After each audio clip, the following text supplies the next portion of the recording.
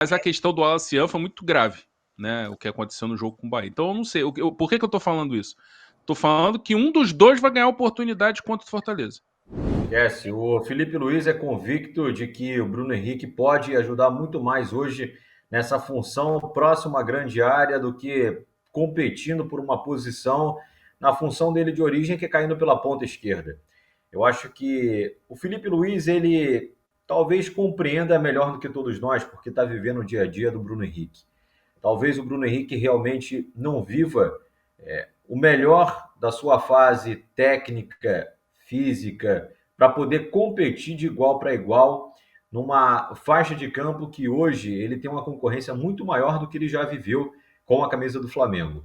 Eu entendo o questionamento por parte do Bruno Henrique, da insatisfação dele de, acima de tudo, estar jogando em uma função da qual ele não gosta de exercer, e já externou isso diversas vezes, até mesmo no Flamengo, mas é um jogador que está se sacrificando pelo time. A gente também tem que valorizar isso daí por parte do Bruno Henrique.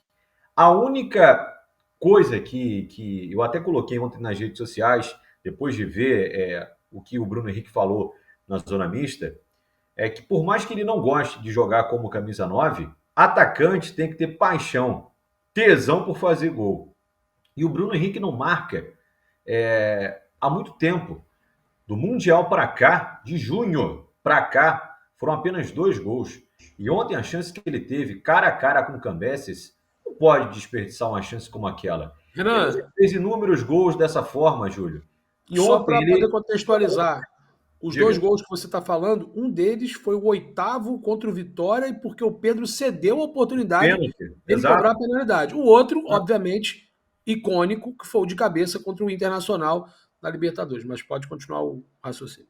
Mas é muito pouco, cara. É muito pouco para um jogador que a gente conhece, sabe da capacidade que o Bruno Henrique tem e o que ele pode dar ao Flamengo. Repito, entendo que ele está sendo sacrificado e entendo o sacrifício do Bruno Henrique para o time, para o Flamengo.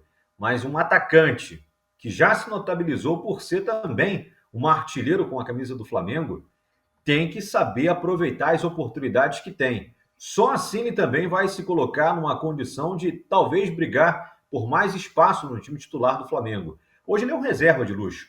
Eu ainda considero o Bruno Henrique um jogador de alto nível, de alta capacidade para entrar e resolver uma partida. Mas que ele vive hoje uma má fase técnica e física, isso é aparente quando ele entra em campo. Tem jogo que ele não consegue fazer um domínio de uma bola. Contra o Palmeiras, ele tentava a todo instante cavar uma falta porque ele não conseguia ficar em pé. Então, assim, demonstra muito hoje, talvez, da queda do Bruno Henrique, talvez pela idade, talvez pelo atual momento realmente dele emocional, sem saber o que vai ser do futuro dele quanto ao processo criminal e o processo também na esfera esportiva. Não sei se isso vem mexendo realmente com a cabeça do Bruno Henrique, mas é um jogador que precisa talvez trabalhar mais, se dedicar mais para a função que hoje ele tem na mão, que é de ser centroavante. Não é a função que ele gosta de exercer, pode até não ser, mas ele precisa fazer valer a mão do técnico Felipe Luiz na confiança que ainda tem depositada no Bruno Henrique. É isso aí, André. Queria a tua opinião sobre essa questão. Se você acha que teremos mais oportunidades para o Juninho, para o Wallace, já já a gente vai ler o resto também. Tem muito superchat, a audiência tá fantástica. Aproveita aí, ó. A enquete é de graça, hein? A enquete não mata, não. Vota na enquete, é importante para a gente poder debater, saber a sua opinião, a sua escolha, né? Quem seria o substituto ideal, né? Hipoteticamente falando, se o Pedro não puder jogar lá em Avejaneda, no El Cilindro, no jogo Racing-Flamengo, jogo de volta, né, que vai, de fato, decretar quem será o finalista da edição da Libertadores esse ano. Né? Aliás, hoje teremos o confronto LDU e Palmeiras na outra chave, no outro lado da tabela, a LDU jogando em casa, em Quito. Lembrando também que ontem o Bahia venceu o Internacional por 1-0 pelo Campeonato Brasileiro e chegou no G4. O Flamengo e Palmeiras também têm um jogo a cumprir. O Flamengo enfrenta o Sport na Arena Pernambuco e o Palmeiras vai à Vila Belmiro enfrentar o Santos, hein? Jogo difícil, o Santos briga para não cair. Acabou que aquela vitória da Bahia em cima do Santos na última rodada pressiona a equipe santista, não será um jogo fácil, é porque é um clássico paulista. E essa rodada, o Flamengo enfrenta o Fortaleza na Arena Castelão, né? Sábado, acho que é 18 ou 19h30, se eu não me engano, a galera do chat pode me ajudar. E o Palmeiras joga no domingo, recebe no Allianz Parque o Cruzeiro, jogo difícil também, confronto direto. O Cruzeiro ainda tem uma certa chance de título. Jogo encardido para tanto o Flamengo quanto o Palmeiras, mas mais para o Palmeiras. E aí, André, queria que você falasse então.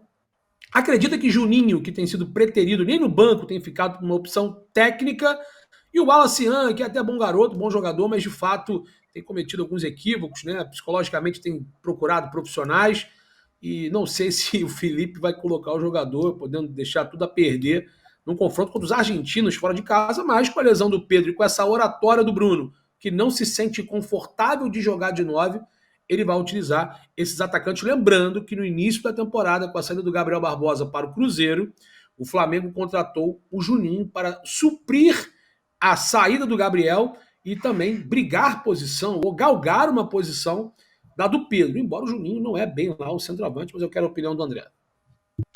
Tem que ver quem é que tá no final da fila. Entre Juninho e o Wallace. Essa foi boa. Mas é sério. Tipo assim, eu acho que por desempenho, o Juninho estaria no final da fila. Sim. Mas a questão do Wallace foi muito grave, né? O que aconteceu no jogo com o Bahia. Então eu não sei. Por que eu tô falando isso? Tô falando que um dos dois vai ganhar oportunidade contra o Fortaleza. De relacionar do banco e de repente entrar. Quem o Felipe vai escalar, não sei. Né? Não tem como saber, porque vai ser uma coisa muito avaliação física e tal. E, sinceramente, eu acho que esse jogo de volta de semifinal de Libertadores é aquele jogo em que você pode extrapolar um pouco na hora de tirar jogadores do jogo anterior. Poupar mesmo jogador para esse jogo, para não correr risco. Para ser sincero, eu pouparia para sábado até o Rossi.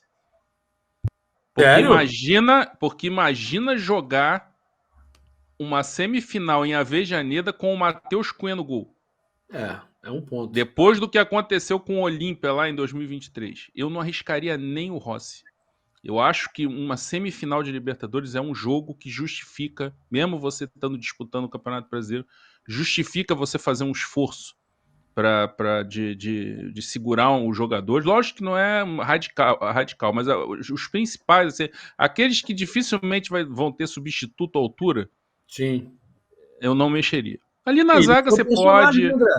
O Rossi foi personagem no confronto contra o Estudiantes. Ele falha no primeiro gol lá no Estádio Uno, mas ele vai para os pênaltis e se torna protagonista. É fato que ninguém imagina uma derrota, mas não é algo improvável acontecer uma derrota para o Racing no Alcilindro e, de novo, o confronto ir para as penalidades. Então, sei que você falou, tem todo sentido, de fato. Sim, não dá.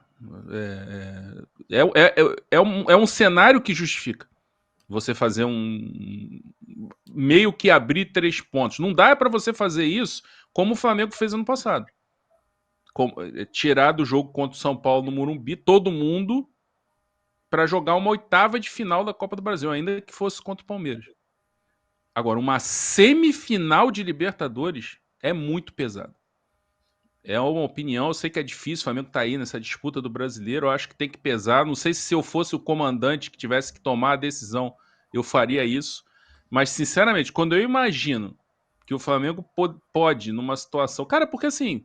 Uma entrada, um choque. Você vê, olha o que aconteceu com o Pedro ontem. É verdade. Um choque assim, um choque idiota. Acidental, você imagina que não vai acontecer nada e o cara fraturou o antebraço. Imagina se o Rossi fratura o antebraço numa disputa pelo alto num escanteio do Fortaleza. Eu não correria esse risco. Com o Rossi, com a Arrascaeta, não correria esse risco com o jogador-chave. Não correria o risco. Chegou o maior clube de vantagens do YouTube. Clube de vantagens da S1 Live. Por apenas R$ 9,90 por mês, você entra pro nosso time e começa a concorrer toda a segunda-feira uma camisa oficial de sua escolha. E tem mais, toda semana rola o bolão da rodada e o vencedor leva R$500 no Pix. Isso mesmo, até 2 mil por mês em prêmios só no bolão. E não para por aí. Os 10 primeiros colocados do bolão também ganham prêmios incríveis toda semana. São muitas vantagens. Assinantes do Clube de Vantagens não pagam mais superchat nas lives. Você pode aparecer ao vivo nos nossos programas. É isso mesmo, você que é assinante também poderá enviar perguntas em vídeos pelo nosso app. Conheça Rewards, o plano de recompensa do nosso clube de vantagens. Acumule pontos e conquiste muitos prêmios. Participando ativamente, indicando amigos e familiares. Prêmios e vantagens que só a S1 Live oferece. Um clube de verdade para torcedores apaixonados.